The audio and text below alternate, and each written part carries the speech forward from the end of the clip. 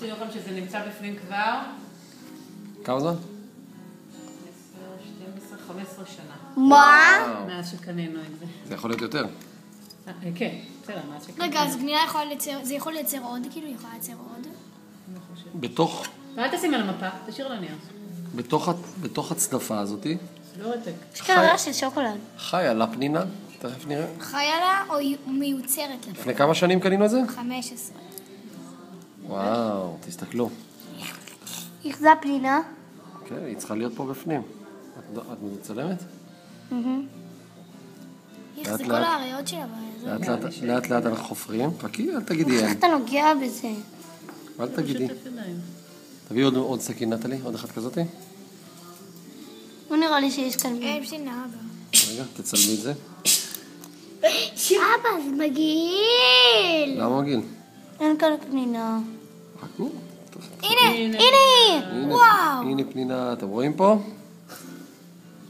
וואו, זה מדהים. אפשר להרגיש אותה? זו פנינה גדולה מאוד. תן להרגיש אותה. עכשיו, אתם יודעים מה עושים? בדיוק, בודקים אם יש עוד פנינה. בואו נבדוק אם יש עוד אני פנינה. חושבת שכן. מקווה. יכול להיות, לפעמים יש בתוך צדפה, יש כמה פנינות. אני לא רואה עוד אחד. אבל בודקים טוב טוב. מה זה? מה זה מה? הגועל, נפש הזה. זה הריאות של הזה. כל הגוף של ה... לא נראה לי שיש עוד פנינה. אין.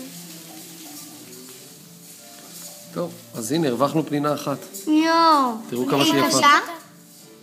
כמה היא עולה? כמה היא עולה?